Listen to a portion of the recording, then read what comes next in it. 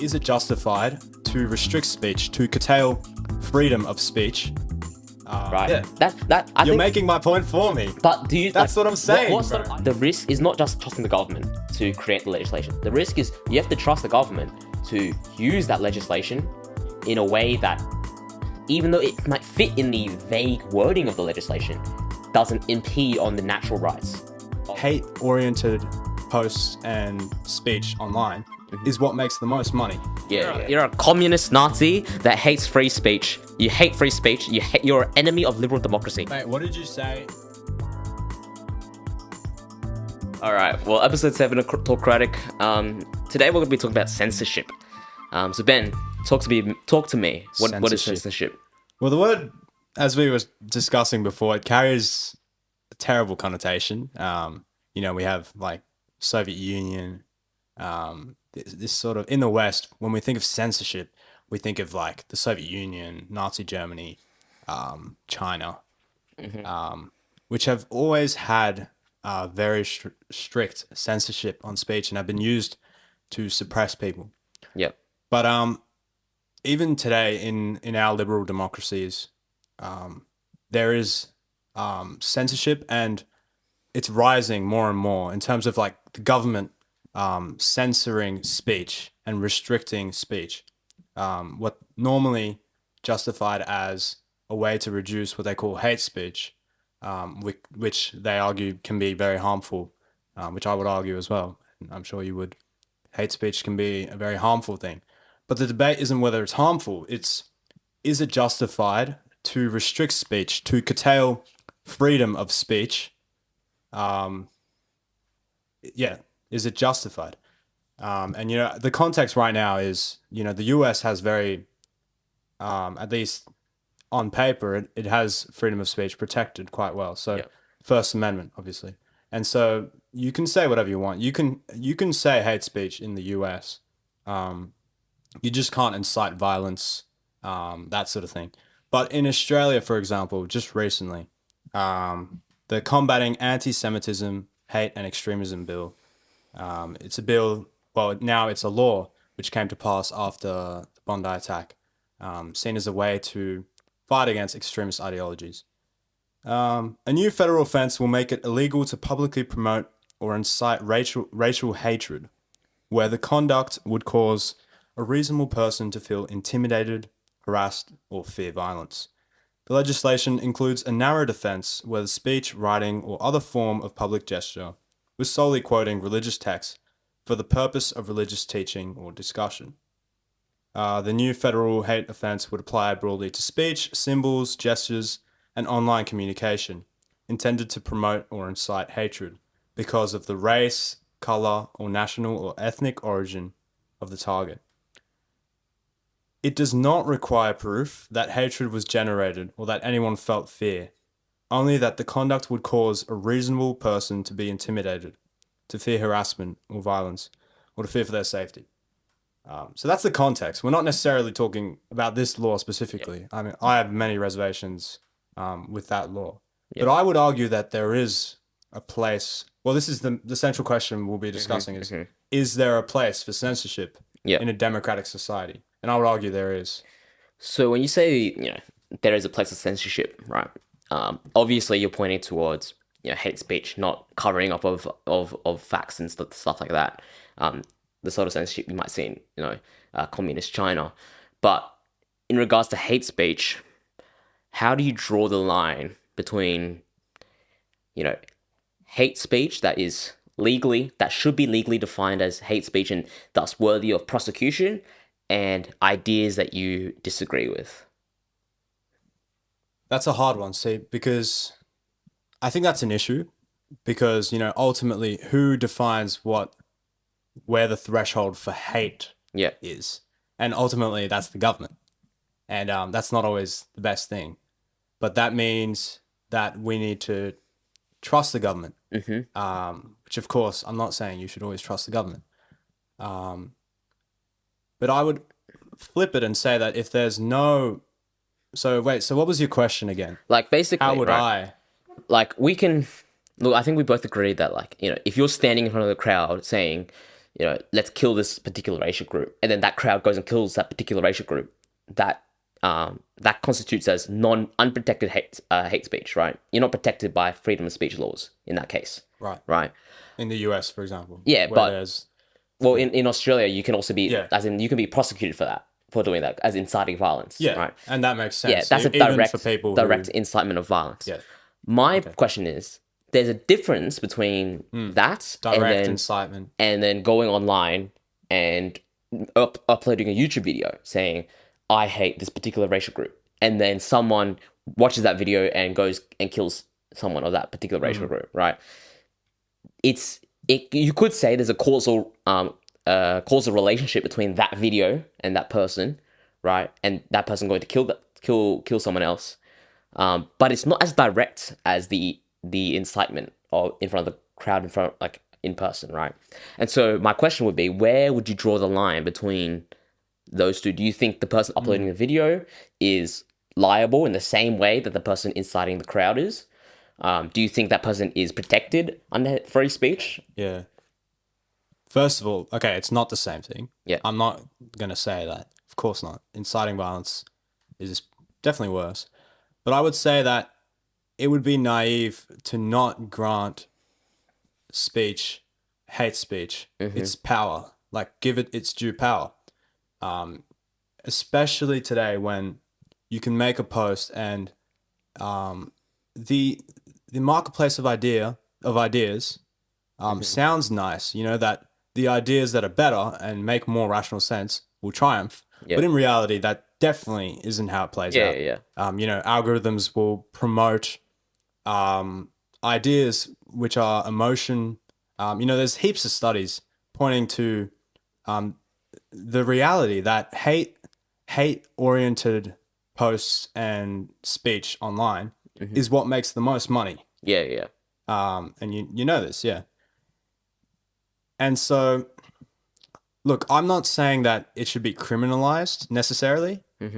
Maybe it should, but I think it would be hard to, you know, I don't think someone that writes "I hate fill in the blanks" Yeah, yeah. should be like, there should be police knocking on their door and arresting them.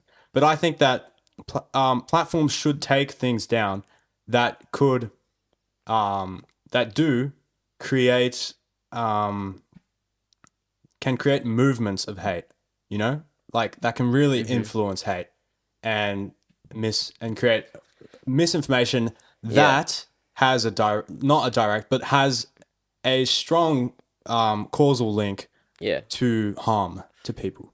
Yeah, I get what you mean, right? For sure. Like, if you're out there spreading hate, then you might be deserved to be deplatformed, for example.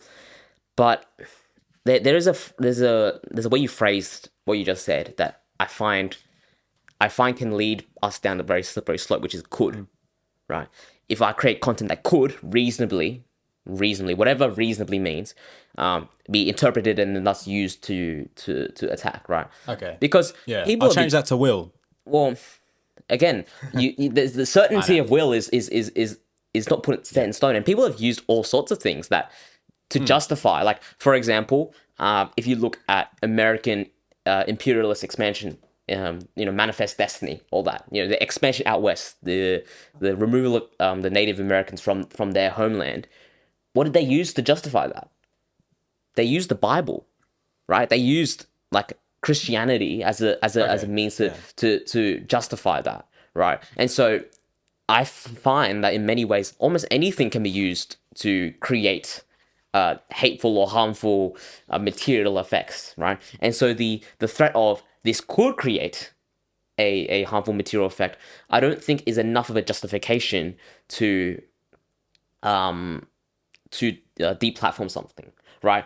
I think if it has already, if it's proven, right? If, for example, if I create a video saying I hate this particular racial group, and then someone goes and kills XYZ and says, this guy inspired me, then maybe I should be. But then at the end, if you remember the Christchurch shootings, right?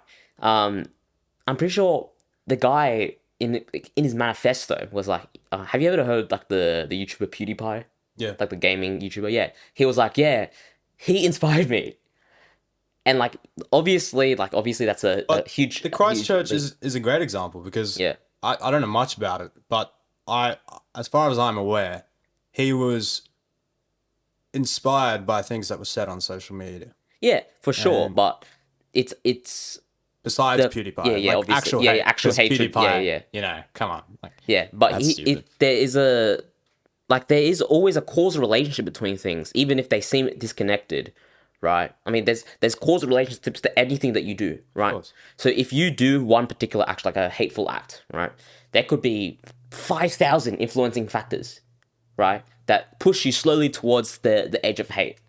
My question is like, where do you draw the line between like something that is very directly involved and something that's not involved at all?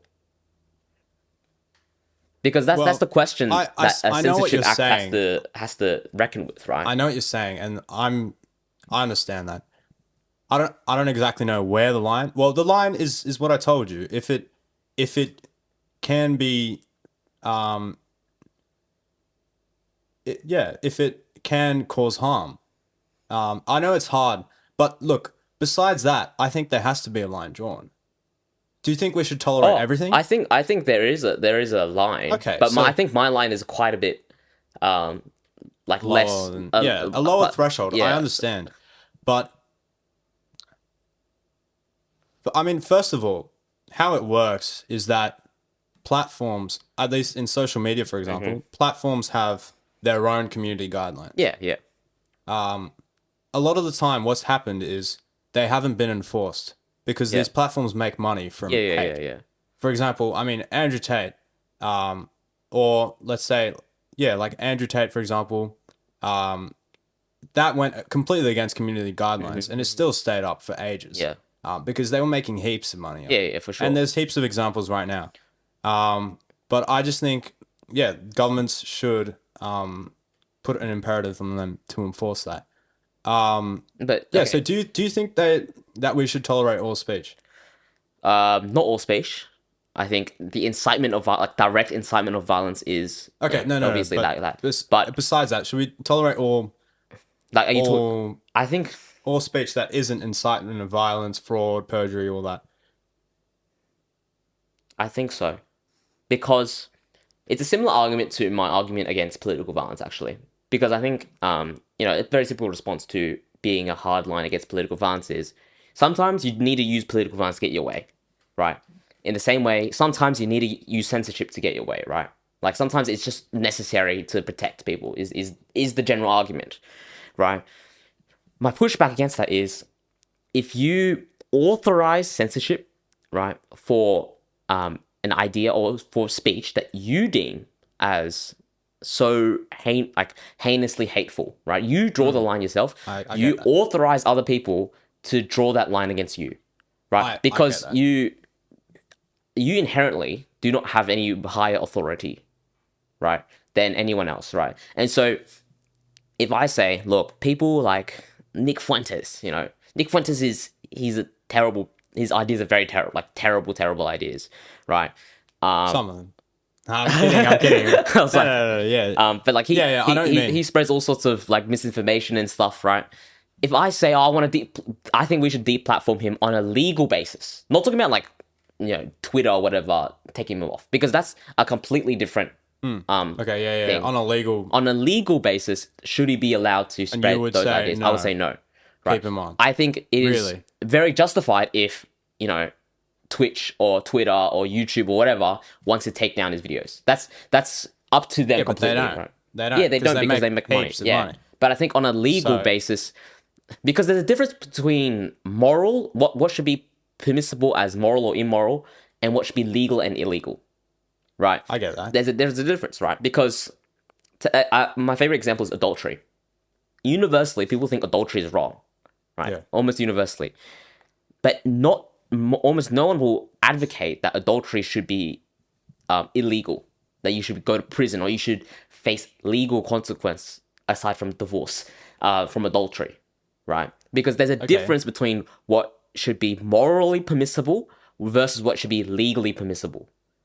And Yeah, I don't want to get too much into this, but would it be terrible if adultery was made illegal? but I think people contest with that issue and say that like that's a private Yeah, matter. okay. That's I get that's your not something example. that the state should Yeah, yeah. interfere with, right? In the same way Okay, that the I views understand. and the expression of speech is, I think, more akin to adultery, right?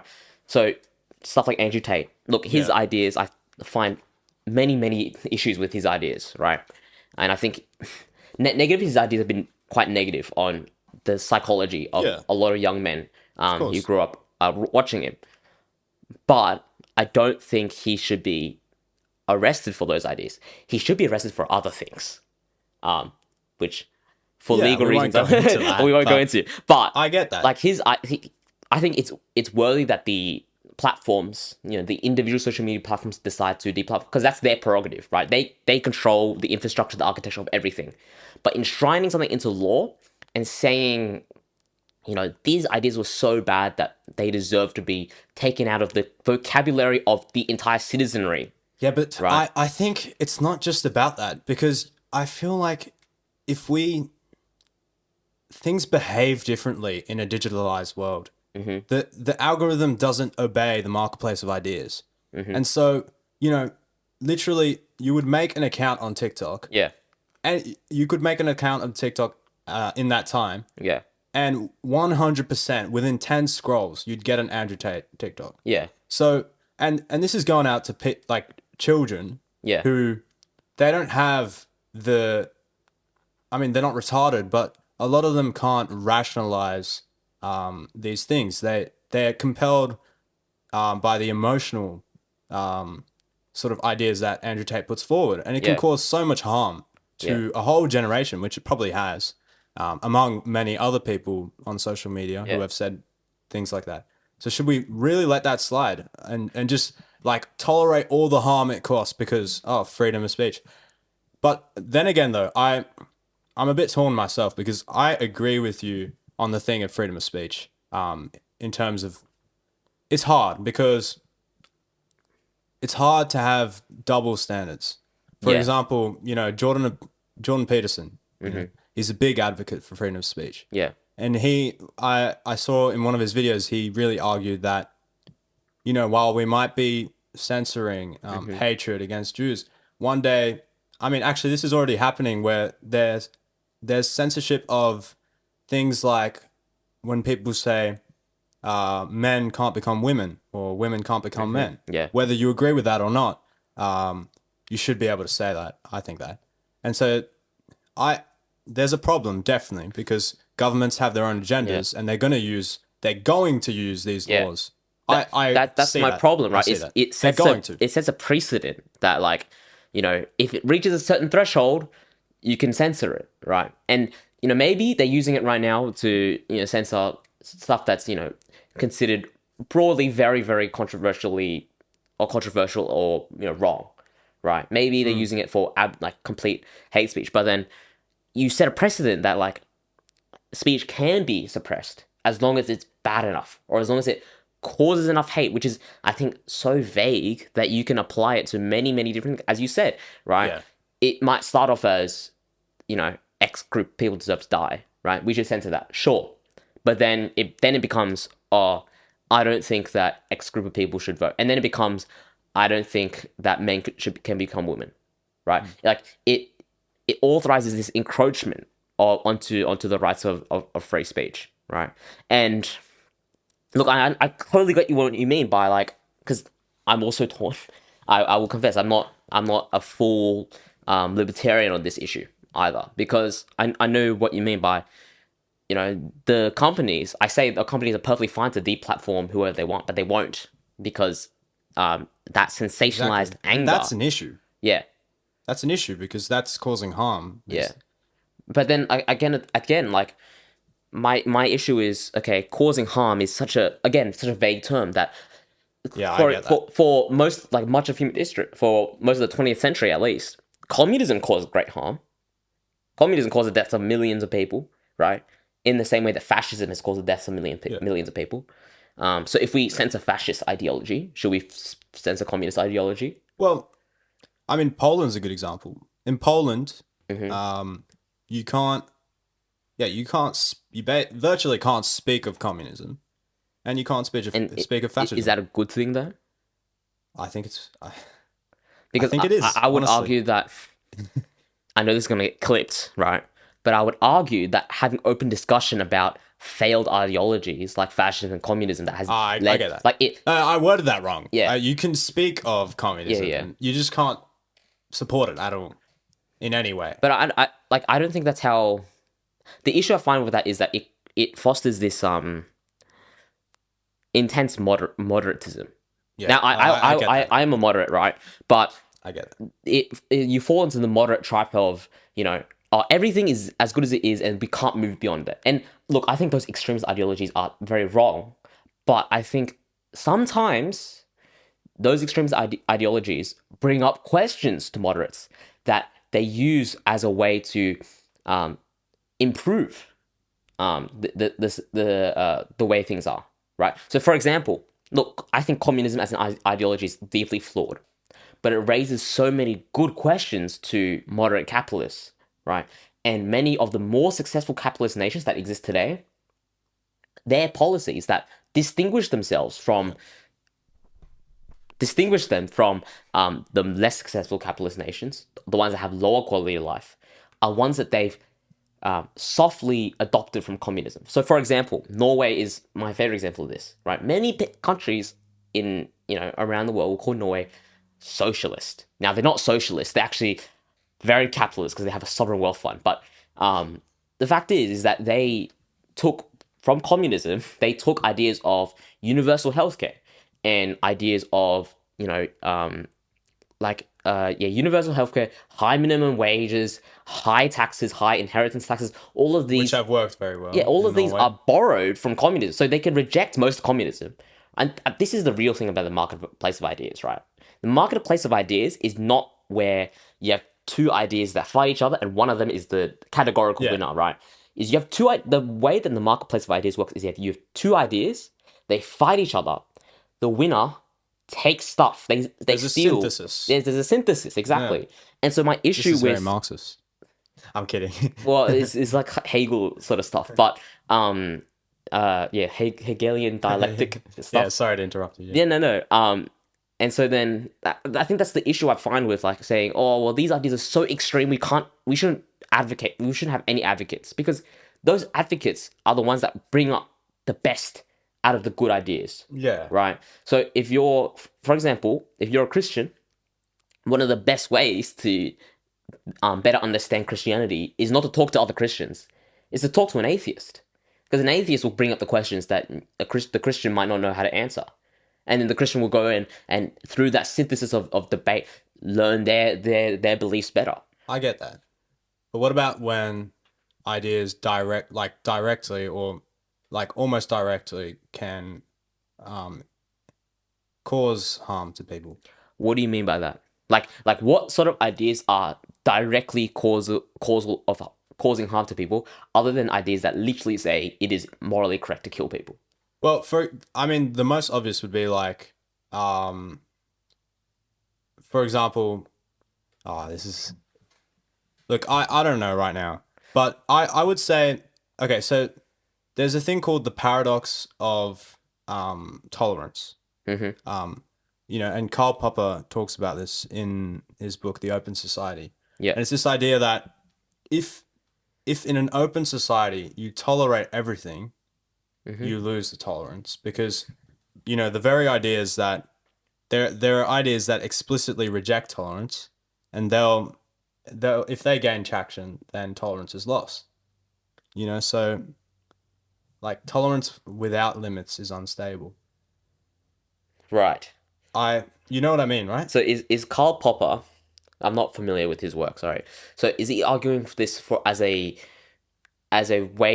justification to implement censorship as a legal framework, or as a way reframing thinking? Like because there's a I'm not difference. quite sure. Yeah, I know There's what a you mean. difference between being the government being tolerant of everything and you being tolerant of everything. Right. I think I'm not quite sure exactly. I think it'd be more of a First Amendment, like allow for speech. Yeah, because look, I think this makes sense if you're talking about the individual, right? If you as an individual are like a wet paper towel and you allow any idea to influence you, and then you can't function because there's so many different ideas and some of them suppress the others, and you become intolerant of everything, right? But as a government, I don't think that ideas is something that the government should be involved in. I think this is a difference between, what is the role of government in legislating, right? Because I don't think the government should touch ideas per se, or force them out, right? By virtue of them being so horrifically bad, right? It's a yeah. Okay, do you have the quote here? Unlimited tolerance must lead to the Oh, sorry. You don't say it in the mic. Yeah. Unlimited tolerance must lead to the disappearance of tolerance. If we extend unlimited tolerance even to those who are intolerant, if we are not prepared to defend a tolerant society against the onslaught of the intolerant, then the tolerant will be destroyed and tolerance with them. A lot of tolerance there. Yep, for sure. We should therefore claim the name of tolerance, the right not to tolerate the intolerant. So I think it applies both to the individual, and I think he's also talking about some systemic sort of thing.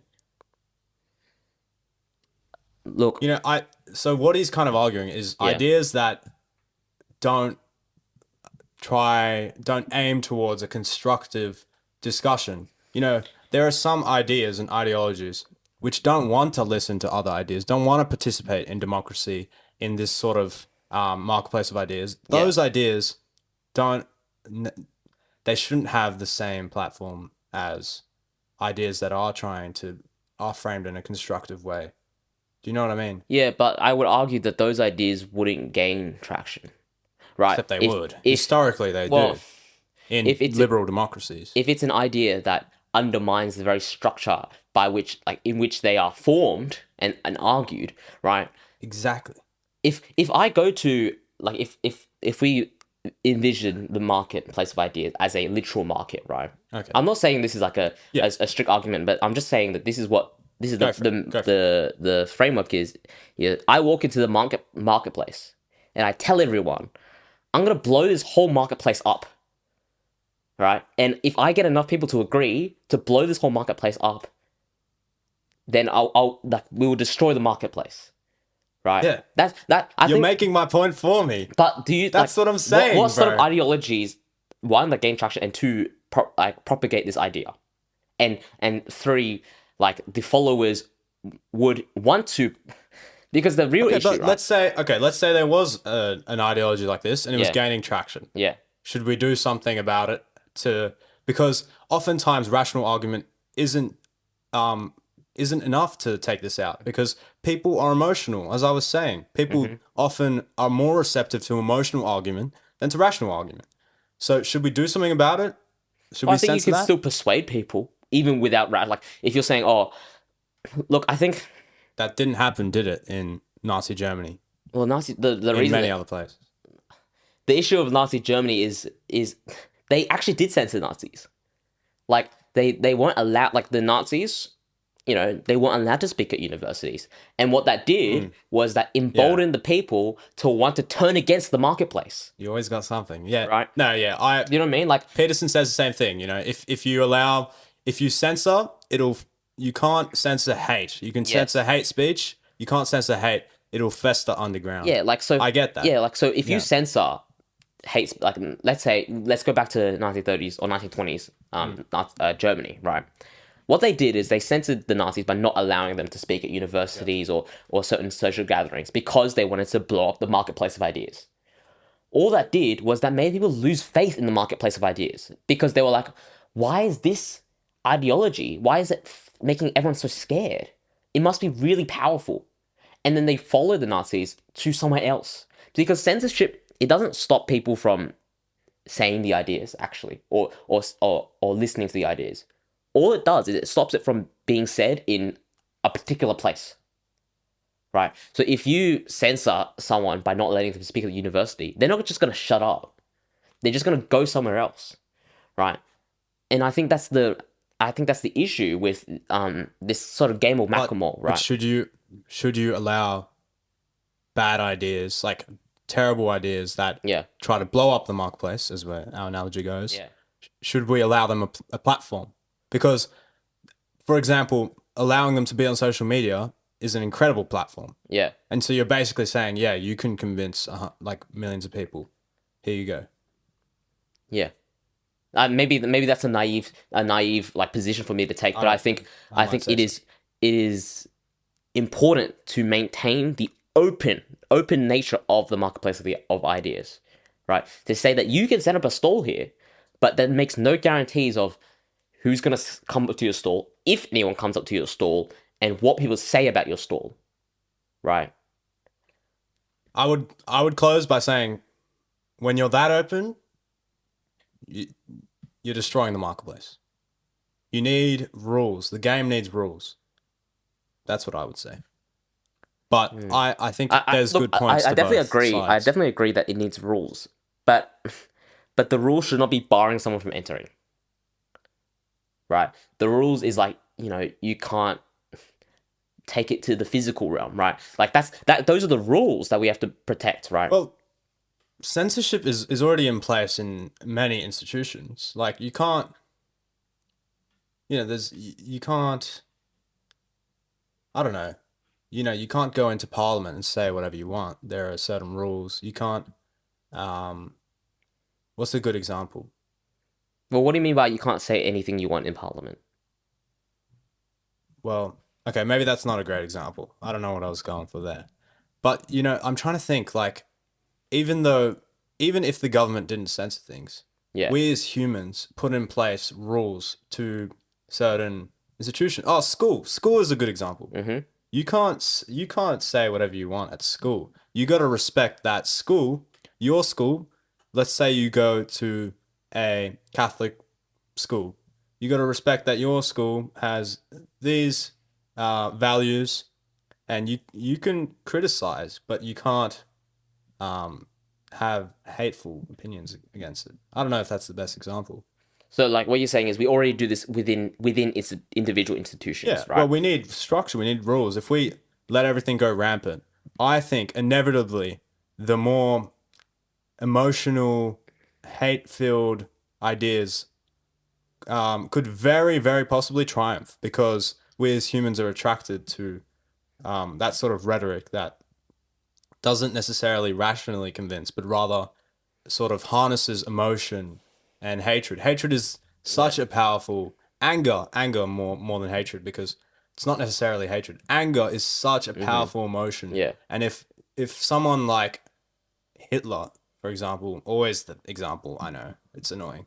But if someone like that can Mm-hmm. use rhetoric, use language Yeah. to harness that, you don't need to convince people. So, if you were legislating in 1920s Germany during, the rise of Nazism, right, would you have implemented a law banning Nazi rhetoric? Nazi rhetoric, what do you mean? Like, I would.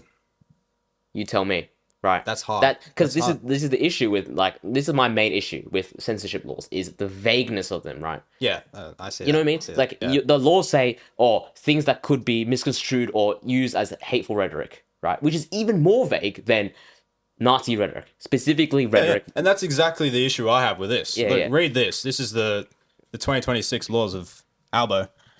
It does not require proof that hatred was generated or that anyone felt fear.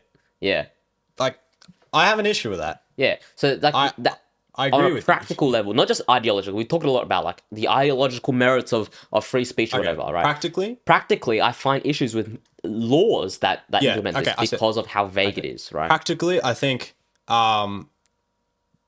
that rather than criminal action, platforms on social media should enforce their community guidelines. Number one, and then I mean it's hard with the criminal thing, Because, like, but I think hate should be like hate speech. Well, speech in general should be given its due power. Like you should respect it. I It's understand. not the same as action, like Yeah. punching someone, but it should be given more power nowadays. I think so. Okay. But I still trying to wrap my head around it, right? because you said, oh, like So am I. the the laws are very vague often, right? When you're dealing with hate speech, because you can't cover everything. You can't say if a person says this exact sentence, no bueno, right? That doesn't make sense. Yeah. So you have to make it quite vague and say, oh, well, if they say something that's hateful, or if it's against, you said, oh, we should make social media companies enforce their community guidelines more heavily. But I think that also just kicks the can down the road to the wording of the community guidelines, right? What constitutes to you, like, how would you phrase either a law or a community guideline or whatever to protect what you call or I condemn or censor what you call I hate get, yeah. speech, right? I think that that has to be democratically discussed.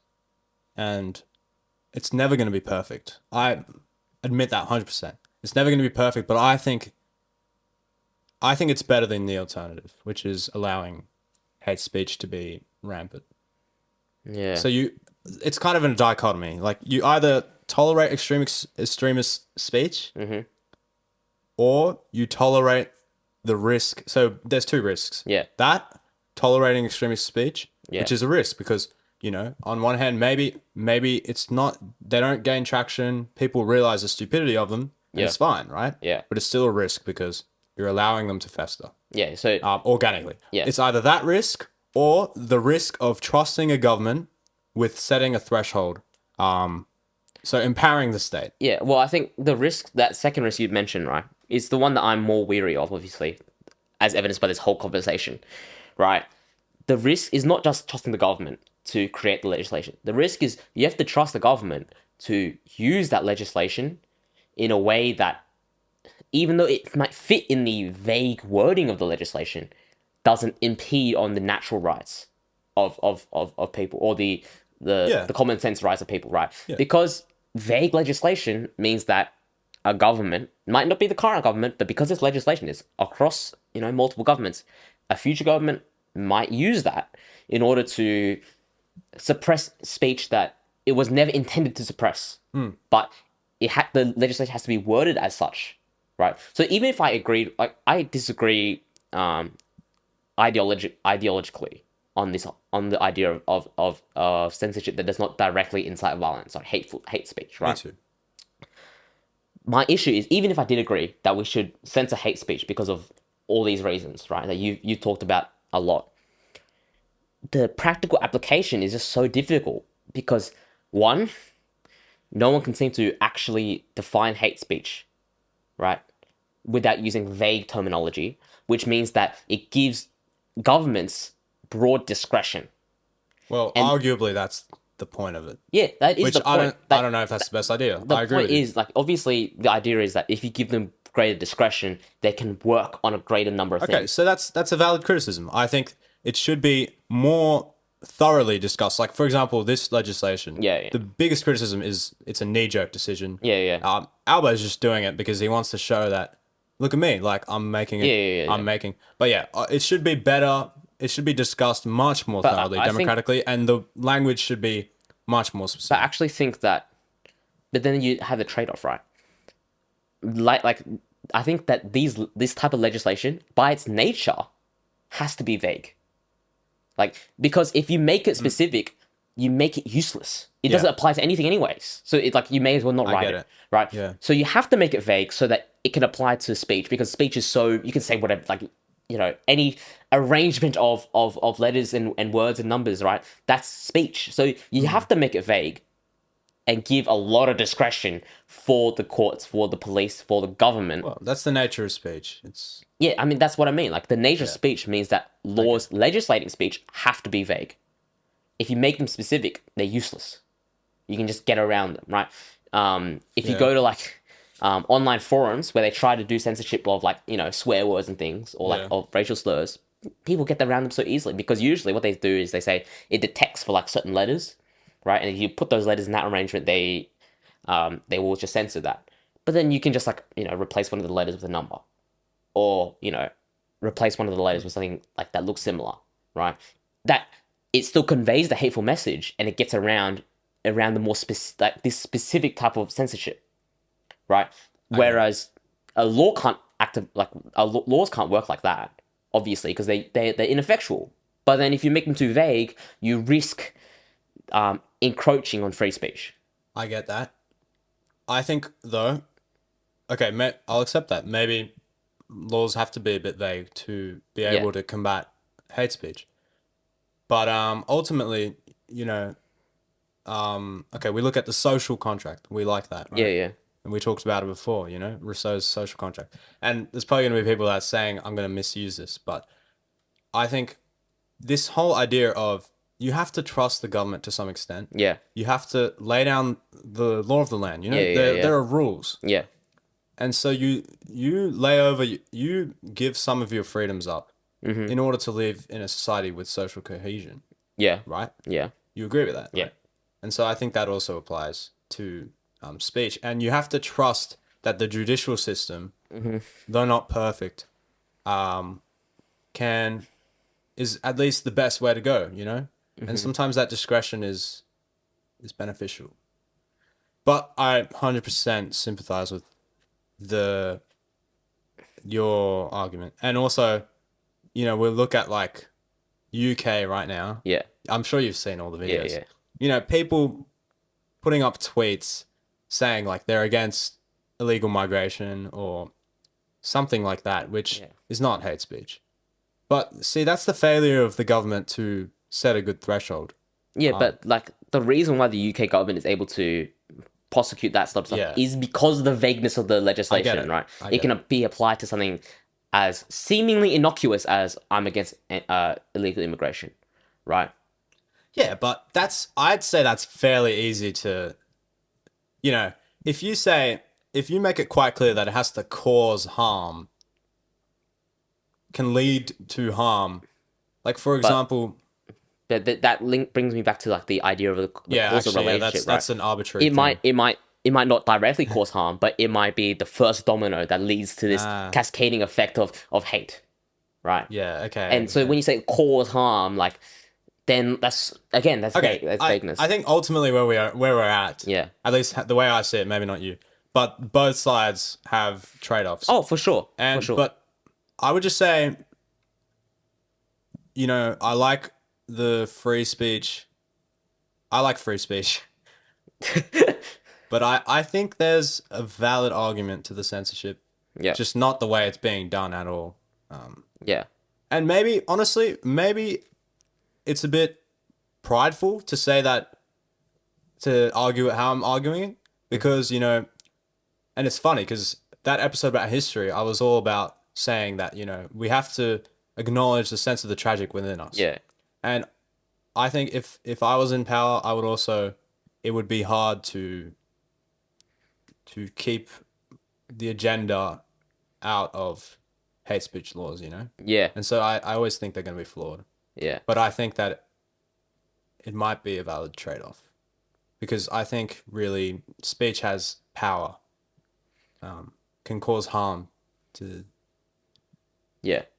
If I look, if I was to summarize my position, I think that by the nature of what hate speech is, right, by the nature of language, any law that seeks to legislate hate speech has to be vague, right? It just has to be, right? There's no way around it, and that opens up very dangerous avenues, right? Bad avenues to lead to injustice, right? And I think that that does not have the same natural remedy that opening the marketplace of ideas does, right? The natural remedy for opening the marketplace of ideas is the idea that we can attack those ideas with, you know, the correct ideas or more reasonable ideas, right? That's the natural remedy. Now you can argue the effectiveness of that, right? And I think in many ways that has been very poorly done in the past. I think we have seen radicalism gain a lot more traction recently, in part because of the failure of the marketplace of ideas. But I think that that can be resolved through things like education, right? And but then there is that natural remedy against hateful speech. Right. But when you open up discretion so broadly to legislate against hate speech, whatever that means, whatever that is defined as, there is not that same natural remedy, and so you have to, as you say, trust the government, right? And so you might trust the government now, but because of the nature of legislation and how it sets a precedent.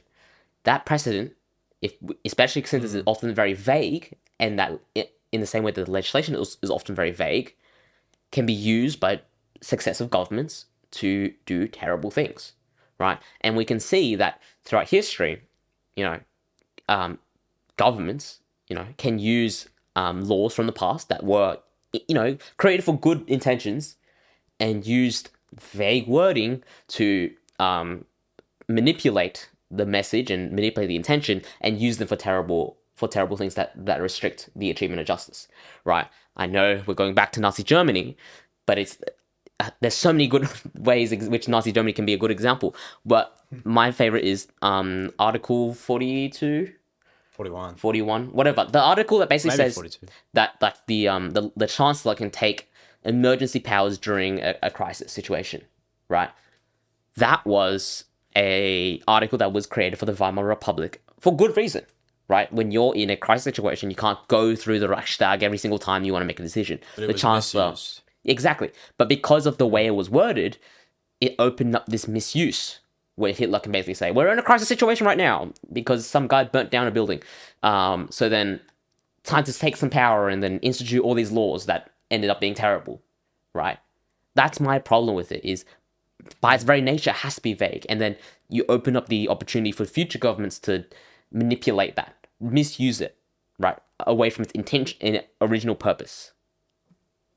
Okay. I'm grateful for this conversation because I think you've helped me understand a lot more. I think with the perfect government, it would be valid to say that censorship would be 100% viable. But of course, there's no perfect Yeah, like government. if there Human was, flawed nature. look, this clip might bite me in the butt later, but if there was a perfect government, you know what the best political system would be? It's not a democracy. It's a dictatorship, Of course. right? It's most course. efficient, right? And It's because that yeah. governments are imperfect that we have to implement democracy, right? Yeah. It's because in the future the dictator might go bad, right? Because for every one Lee Kuan Yew or Deng Xiaoping, you have 15 Adolf Hitler, Joseph Stalins, right? Yeah. If all the dictators were like Lee Kuan Yew, then people would applaud dictators. They would pray for dictators. And so, like, we need to protect procedures. I think that we need to protect procedures more than ideas, because procedures keep things going, right? And they stop arbitrary use of power. Yeah. I get that. But I also think it's not completely incompatible with the ideas of a liberal democracy and freedom of speech to take down things, especially on social media, that can be very harmful. Mm-hmm. Yeah, I mean, Yeah, I do. but I don't think any government action should be taken in hindsight. I think it's very hard, very, very hard, especially when it's a knee-jerk sort of thing, Yeah, for governments to effectively censor. yeah, yeah.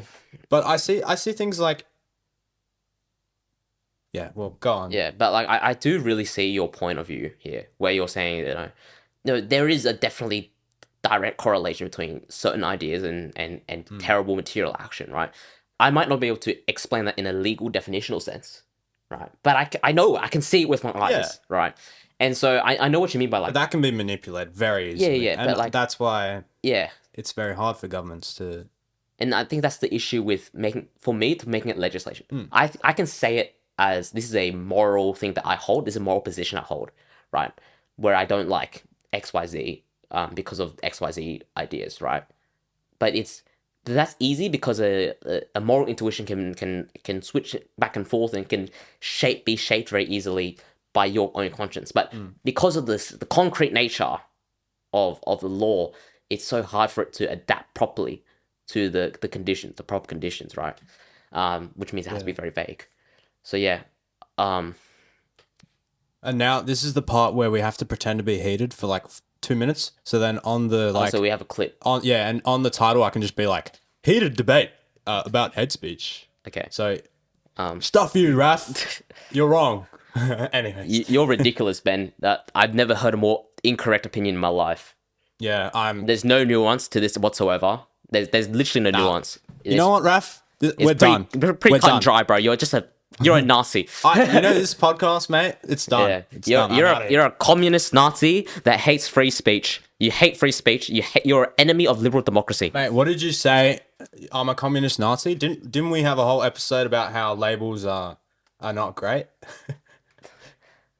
See, this You're a guy communist Nazi. contradicting himself every episode. Oh my Far god. out. Yes, but yes. Anyways, Well, this has been a very interesting discussion. Actually, I think it's been very insightful. Has made me think a lot sure. about my beliefs, which I hope. Well, that's the whole point of this whole endeavor. So I hope you guys enjoyed. Please share your opinions. Below. There's going to be a poll. You've probably seen already. It's going to say, should there be a place for censorship in a democracy? Yeah. Something like that. So we want to see you guys, what you guys think. And Yeah. Thank you for listening. thank you for listening. That's a wrap.